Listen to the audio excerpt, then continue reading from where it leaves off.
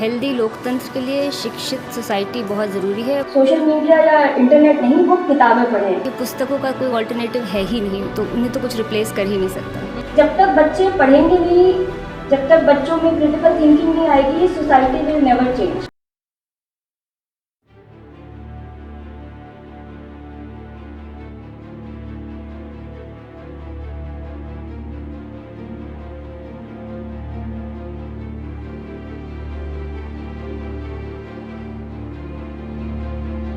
नमस्कार, मैं सुमेशता Bishnoi SSS news से। आज राजस्थान राज्य अभिलेखागार के अंदर डॉक्टर भीमराव अंबेडकर जी की जयंती के उपलक्ष्य में लोकतंत्र और शिक्षा विषय पर बहुत ही खास कार्यक्रम आयोजित किया गया। पहला सवाल आज के विषय से ही जुड़ा हुआ कि लोकतंत्र में शिक्षा की क्या भूमिका है। एक हेल्दी लोकतंत्र के लिए शिक्षित सोसाइटी बहुत ज़रूरी है। वो उसका एक प्री रेक्विजिट है। जब तक समाज शिक्षित नहीं होगा तो वहाँ लोकतंत्र स्थापित नहीं हो सकता। जी मैम, और आपके अनुसार आज भी देश के अंदर शिक्षा में क्या कुछ खामी और क्या कुछ उनका सुधार हो सकता है। देखिए, वैसे तो शिक्षा एक बहुत वाइड सब्जेक्ट है और इसमें हमेशा ही कुछ ना कुछ वैल्यू एडिशन हो सकता है, पर आज के डेट में शिक्षा का एक महत्वपूर्ण जो एस्पेक्ट रहता है वो हमेशा एक रैशनैलिटी, क्रिटिकल थिंकिंग और मोरालिटी। जी जी। और अभिलेखागार के ये जो रिकॉर्ड्स है, ये किस प्रकार से शिक्षा में काम आ सकते हैं, स्टूडेंट्स इनसे क्या कुछ सीख सकते हैं।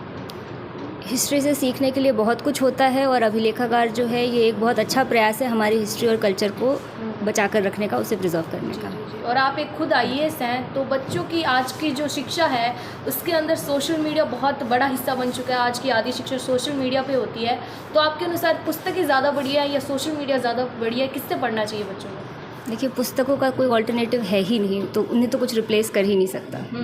और किस प्रकार से वो अपना फोकस बेटर कर सकते हैं। आई थिंक इम्पॉर्टेंट होगा कि बच्चे किताबें पढ़ें, सवाल करें और पुस्तकों के साथ ज़्यादा से ज़्यादा समय बिताएं। कहा ही नहीं होता है और हम उसे ना क्वेश्चन करते हैं, ना हमें पता चलता है, हम उल्टा उसको फॉलो करने लगते हैं कि हाँ कहा होगा। So it is very important कि हम पढ़ें, किताबें पढ़ें। और जैसे आज की डेट में भी इट इज़ वेरी फैशनेबल कि हम अपने कॉन्स्टिट्यूशन को क्रिटिसाइज कर लेते हैं कि हमने ये नहीं डाला, या जो हमारे फ्रीडम फाइटर्स थे उन्होंने ये नहीं करा, या इस बात पर ध्यान नहीं दिया। पर हम में से कितने लोग हैं जिन्होंने कॉन्स्टिट्यूएंट असेंबली डिबेट्स पढ़ी होंगी, शायद ही किसी ने पढ़ी हुई, और हम इतने कॉन्फिडेंस से कह देते हैं कि कॉन्स्टिट्यूशन बनाने वालों ने दिमाग नहीं लगाया।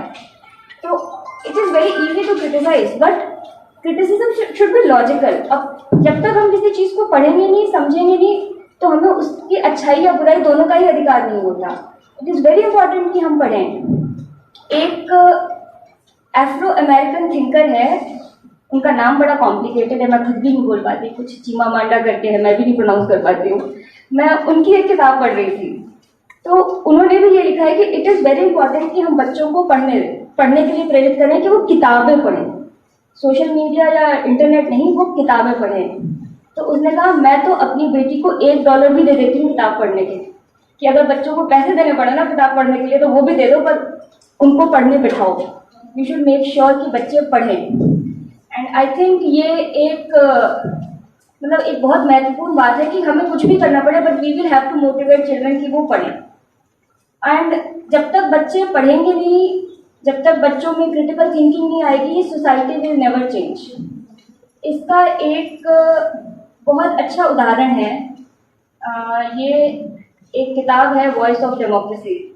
उसमें लिखा था कि इन चीज़ों की शुरुआत फैमिली से होती है। हम यूजुअली परिवार में क्या कहते हैं, और ये बात मैं यहाँ इसलिए भी कह रही हूँ कि मुझे यहाँ काफ़ी सारे बड़े लोग भी दिख रहे हैं, तो it is specially for them, कि हम फैमिली में बच्चों को बोलने नहीं देते। उम्र की रिस्पेक्ट करो, बड़ों से ज़बान मत लड़ाओ, बड़ों की बात मत काटो, बीच में मत बोलो। हम बच्चे को घर में बोलने ही नहीं देते। हो सकता है the father is being unjust with mother, लेकिन बच्चा मुँह नहीं खोलता। हो सकता है parents are being unjust with the elder child, पर छोटे वाले को हम मुंह नहीं खोलने देते। वो बच्चा जिसको जीवन भर हमने घर में ही नहीं मुंह खोलने दिया, वो बाहर जाके क्या ही मुंह खोलेगा। जब अपने घर में होने वाले अन्याय के लिए वो कुछ नहीं बोल पाया, तो जब वो सड़क पर जा रहा होगा, किसी के साथ गलत होगा, तो वो कुछ नहीं बोलेगा, कभी नहीं बोलेगा। So it is very important कि हम बच्चों को सही चीज़ों को एनालाइज करना सिखाएं और सच के लिए और सही के लिए बोलना सिखाएं। और ये एज अ फैमिली हमारा दायित्व होता है। And it starts with in the house hold. इसकी शुरुआत हमें घर में ही करनी पड़ेगी।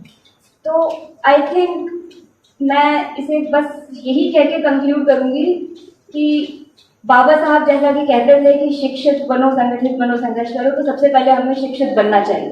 Thank you. चूँकि एमसीसी लगी हुई थी और हमारी बहुत इच्छा थी, कर्नल जी खुद आगे आए और उन्होंने कहा कि ना केवल मैं सपोर्ट करने को तैयार हूँ बल्कि मैं चाहूँगा कि हम एक लॉन्ग टर्म पार्टनरशिप में भी डेवलप हो। तो उन्होंने जिस आयोजन के लिए ना केवल शहर स्वीकृति दी बल्कि हमारे आत्मविश्वास को भी बढ़ाया। तो जहाँ आधे से ज़्यादा स्टाफ की ड्यूटी इलेक्शन में लग चुकी हो, जहाँ हम लोगों को खुद नहीं पता कि आज शाम को हम कहाँ जाएंगे, किस जगह हमारी जीएसटी कहाँ से एसटी में लगी, और उसके बावजूद भी उन्होंने आकर हमारा ये सपोर्ट किया।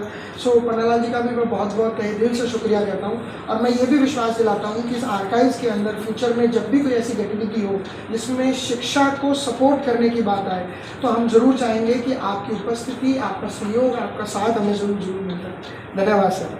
मैं आने वाले हमारे सभी आगंतुकों का, जिनमें हमारे प्रिय श्री सोहन जी, श्री यक्ष जी, मैं विशेष रूप से आपका भी धन्यवाद देना चाहूँगा कि आपकी अपनी प्रेजेंस भी बहुत मायने रखती है। Your presence is very supportive to us, कि हर नया व्यक्ति जो इस इतनी कहूँगा स्टेट ऑफ आर्ट सर्विस है ये, उससे जो जुड़ रहा है वो कितना ज़मीनी जानने को इच्छुक है, आपने अपने उदाहरण से प्रस्तुत किया है। Thank you Sohan ji, thank you Yaksh ji.